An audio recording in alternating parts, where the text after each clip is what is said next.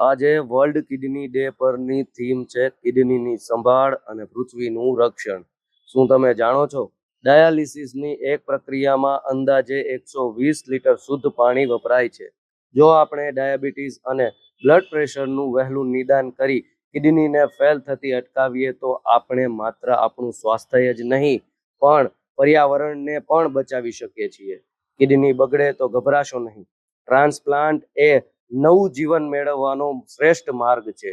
આજે world kidney day પર રાજકોટના નિષ્ણાંત નેફ્રોલોજીસ્ટ ડોક્ટર દિવ્યેશ વિરોજા પાસેથી જાણીશું કિડનીની સ્વાસ્થ્યની જાગૃતતા, સાથોસાથ ડાયાલિસિસ દર્દીની હિંમતનો સંદેશ, કિડની ટ્રાન્સપ્લાન્ટ દર્દીનો અનુભવ પણ. જુઓ ફૂલછાપ ડિજિટલનો આ ખાસ અહેવાલ.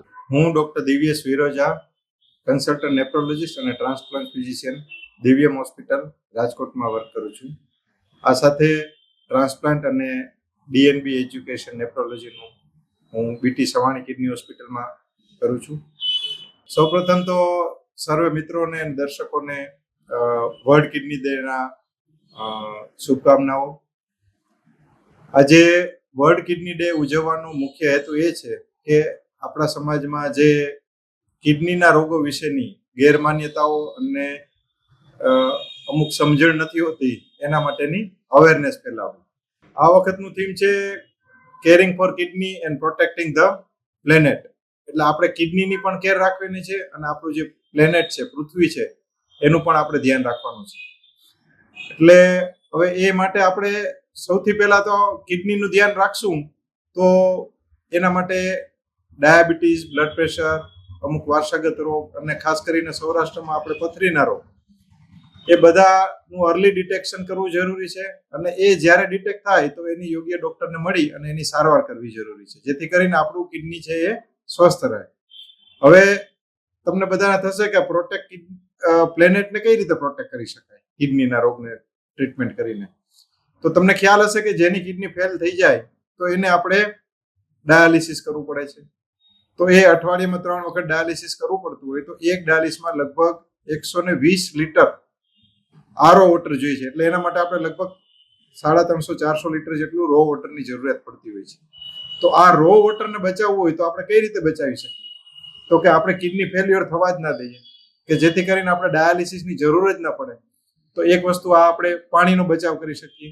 બીજી વસ્તુ છે, આપણે જે કિડની ફેલ્યોરમાં ડાયાલિસિસ પર હોય પેશન્ટ, ત્યારે આપણે જે ડાયાલાઇઝર છે, ટ્યુબિંગ છે, એ ઘણી બધી વસ્તુઓ છે ડિસ્પોઝેબલ્સ, એ બધી વસ્તુઓ આપણે બાયોમેડિકલ વેસ્ટમાં ડિસ્ટ્રોય કરવી પડે છે. અને એ બાયોમેડિકલ વેસ્ટ જનરેટ ન કરવું હોય તો શું કરવું પડે? તો કે કિડની બગડતી અટકાવવી. અને એ અટકાવવા માટે આપણે પ્રયત્ન કરવા, જેથી કરીને આપણી કિડનીનું સ્વાસ્થ્ય સારું રહે એવું ધ્યાન રાખશું તો અલ્ટિમેટલી આપણે નેચરને પ્રોટેક્ટ કરી રહ્યા છીએ. અને બીજી વસ્તુ એ કે જો કિડની બગડી ગઈ હોય અને રેગ્યુલર ડાયાલિસિસ પર હોય તો એ પેશન્ટનું આપણે શક્ય હોય ત્યારે ટ્રાન્સપ્લાન્ટ કરી શકીએ. અને ટ્રાન્સપ્લાન્ટ થઈ જાય પછી દર્દી સ્વસ્થ થઈ જાય છે. તો આ ટ્રાન્સપ્લાન્ટ કરવાથી, અર્લી ટ્રાન્સપ્લાન્ટ કરવાથી પણ આપણે પ્લેનેટને બચાવી શકીએ. કિડની ફેલિયરનું નામ સાંભળતા જ અનેક લોકો હિંમત હારી જાય છે. પણ શું ડાયાલિસિસ અને ટ્રાન્સપ્લાન્ટ ખરેખર ડરવાની બાબત છે?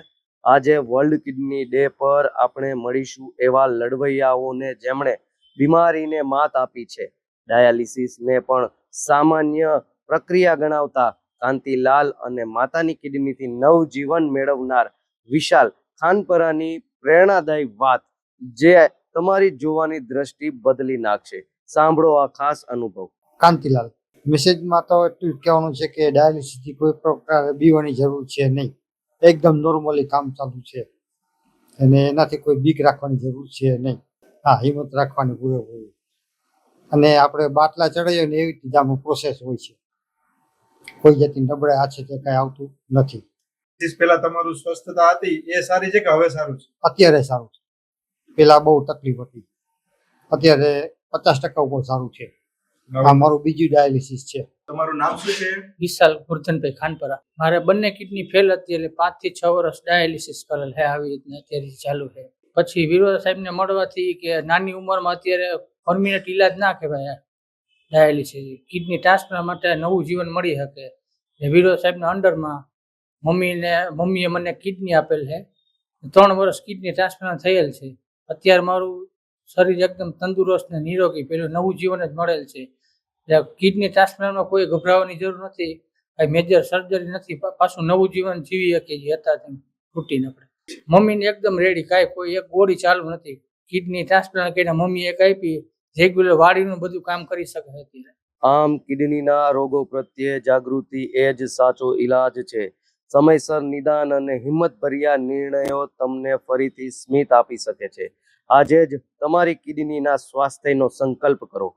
વિશ્વસનીય અને સચોટ માહિતી માટે ફૂલછાપ ડિજિટલ સાથે જોડાયેલા રહો. સ્વસ્થ કિડની, સ્વસ્થ જીવન.